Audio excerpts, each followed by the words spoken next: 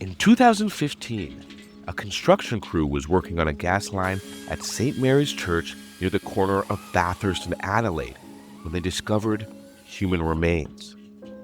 At first, they thought that a murder had been committed and called the police.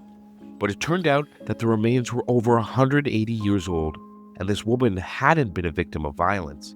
Instead, she was one of the hundreds of people who died of cholera during the 1830s.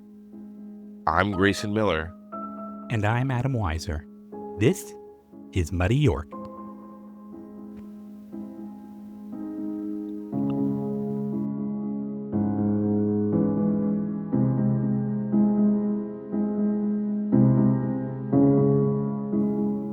This episode is about the cholera epidemic that struck Toronto from 1832 to 1834.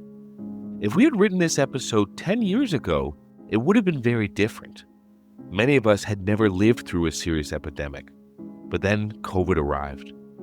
While you're listening to how people reacted to the appearance of this new disease in the 19th century, you may notice some things that seem familiar from our own experience. Cholera is caused by a bacteria called Vibrio cholerae. I probably mispronounced that, but I'm not a science guy.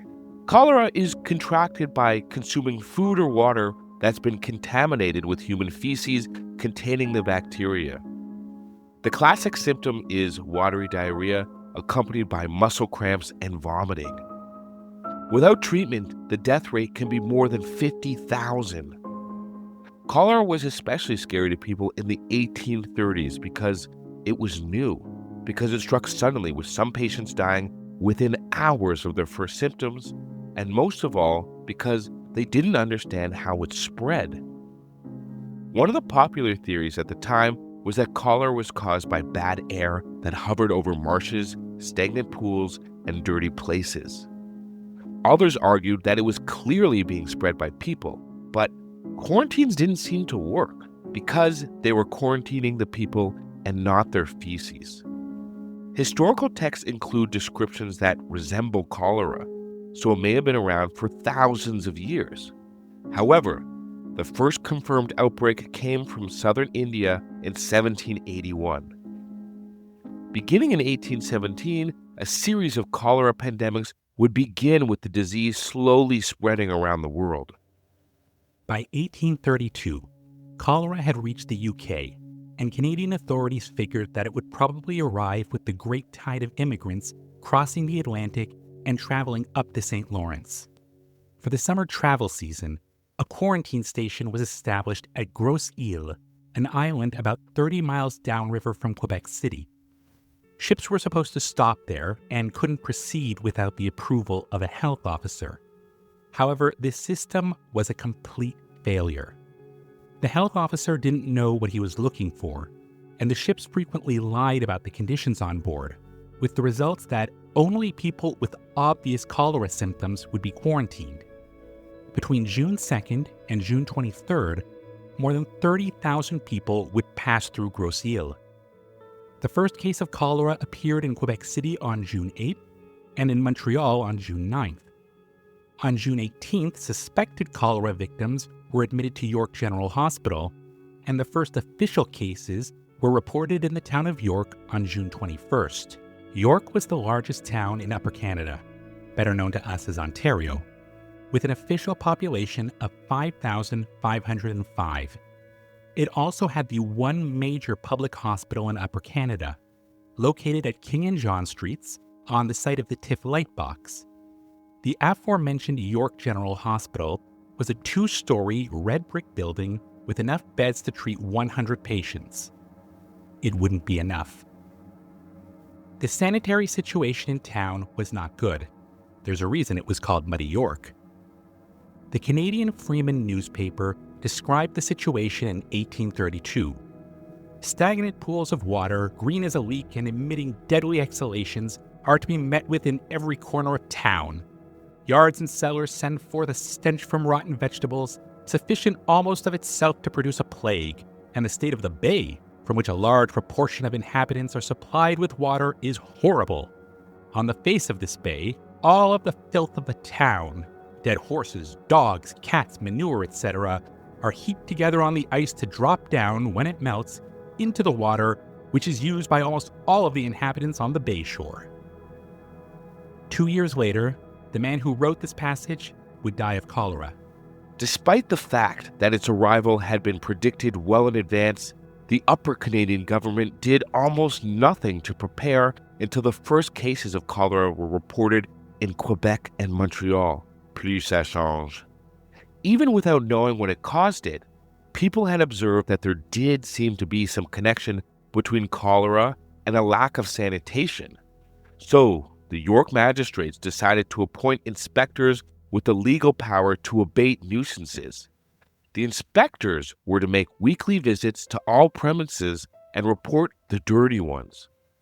This is part of one report. Duke Street, house owned by George Dugan, in very dirty state. No less than 5 families in the house. Yard of which is in dirty state, dung flung around about it. In William Campbell's yard there is a pile of rotten dung, a very dirty privy overflowing or very nearly so, and offensive.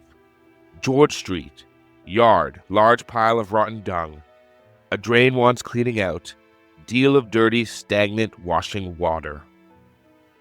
Orders were given to clean the streets, scrape the gutters in front of the houses, and wash wooden buildings with lime. Given what they knew about cholera, this wasn't a bad policy.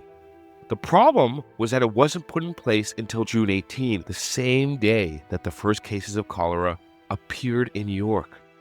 2 days later, John Colborne, the Lieutenant Governor of Upper Canada, authorized the creation of boards of health to help manage the outbreak. The problem was that these boards had no legal authority because Colborne refused to recall the provincial legislature. By 1832, the conflict between the Family Compact and the Reformers, led by William Lyon Mackenzie, had become so heated, and Colborne was concerned that the Reformers would use this crisis to attack his government. So, the legislature remained closed, and the boards of health could only offer helpful suggestions. Of course, some of their suggestions weren't especially helpful. Based on the theory that cholera was caused by bad air, they instructed the citizens of York to prevent the spread of malady by burning before their houses and in their yards pitch, tar, rosin, sulfur, or any other anti-contagious combustible at intervals during the day. So can you imagine the smell of York at this time? I mean, unbelievable. Not only was there cholera-infested feces everywhere, people were burning tar and rosin and sulfur, of all things, in front of their yards. I can only imagine it. By June 26th, the board had noted that the area around Church Street, near Market Square, was producing many of the cholera cases. Today, this is the area north of St. Lawrence Market. They removed all of the residents so that the area could be cleaned before allowing them to return. Unfortunately, this work accomplished nothing because the real source of the disease was a well in Market Square that had become contaminated. Unfortunately, this area would continue to provide victims for the rest of the outbreak. On June 29th, the Board of Health implored cholera patients to follow medical advice. They issued this statement because people were dosing themselves with brandy, opium, and a host of quack remedies. Of course, doctors were also guessing about the best course of treatment. Another issue was just convincing patients to go to hospital. People weren't used to going to hospitals. They were used to treating diseases at home. They were also openly suspicious of hospitals because so few people ever came back from them. This led to a rumor that cholera victims were being buried alive. This rumor became so persistent that a grand jury hearing was held which concluded that it was baseless. Burial was another challenge, even when people weren't claiming that the dead were still alive. The authorities wanted cholera victims buried underneath a layer of quicklime in Potter's Field at Yonge and Bloor. The problem was that Potter's Field was unconsecrated ground, so people didn't want to be buried there. There was so much opposition that the cart drivers who took away the dead had to be sworn in as special constables. Even then, some families would dig up their relatives for reburial elsewhere. People would only accept Potter's Field burials after the local bishop had consecrated the grounds, and the churches encouraged their parishioners to accept these rules. The level of cholera in York didn't explode like it did in Montreal or Quebec, but it slowly built between June and August. The death toll reached a peak of 65 during the week of August 17th. Considering the town's size, that would be the modern equivalent of 32,000 dead in 1 week, an astronomical number. The people of York reacted in many of the same ways that we did during COVID. Some residents fled town. Others sealed themselves off in their homes to wait out the epidemic. The level of activity definitely dropped. One local noted, "Business was well nigh suspended. The prevailing panic keeping all visitors away from the country. Stillness and death reigned in the deserted streets, traversed continually by cholera carts conveying the dead to the grave and the dying to the hospital." Just like COVID, some people claim that the fear was the real problem. The Toronto Patriot wrote, "We verily think that in 1832 the press killed more on this continent than cholera." Others said that the disease had a divine origin, and one resident of York declared, "This manifestation of the hatred of God against seems to be implied by the term cholera, a derivative perhaps of choler, signifying anger." By early August, the Board of Health was growing frustrated by its lack of authority. It asked the Lieutenant Governor to recall the legislature to grant it the legal powers needed to control the disease. When he refused, the board members passed a motion reading, "Resolved that the Board of Health, being at length fully convinced from their want of legal enactment, as well from the want of funds, of their total inability to be of any further service to their fellow townsmen, have this day dissolved themselves as a public body." Basically, the whole board just got up and quit. A new board was appointed, but it showed that political dysfunction during a pandemic is hardly a new problem. Things finally began to improve in September as the number of daily cases began to significantly decline. By September 25th, one resident wrote, "It is cheering that no cases of cholera are now heard of. The period of this terrible visitation is perhaps now terminated. Confidence is now restored. People visit town from distant parts, and all moved on as if it had not been. Fruit and vegetables are seen in abundance in the market." The official death toll for York was 273, but everyone agrees that this is an undercount and the real number is probably closer to 500. When the provincial legislature met at the end of the year, it approved legislation giving the boards of health authority to impose fines of up to £20 for people who violated health regulations. The following summer, Upper Canada braced itself for another cholera outbreak, but nothing happened. The disease wouldn't return until 1834. Again, the outbreak could be traced to immigrants from the UK, where cholera remained endemic. Unlike 1832, this outbreak was short and sharp. The first cases were recognized on July 27th, and by August 15th, at least 315 people were dead. The reason for the rapid spread was probably the torrential rain that had been falling when the disease first arrived. The rain would have spread the cholera bacteria and contaminated the local water supplies.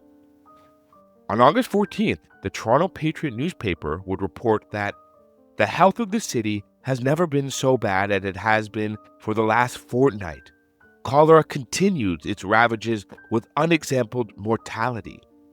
And if you guys can remember, this is the same newspaper that claimed that the press had killed more people than cholera in 1832. The outbreak became so bad that the lieutenant governor would allow cholera victims to be housed in the east wing of the Parliament buildings. Another 500 people would die in 1834. However, within a month, the disease would vanish as quickly as it had arrived. If anything, the government response to this outbreak was even more dysfunctional than that in 1832.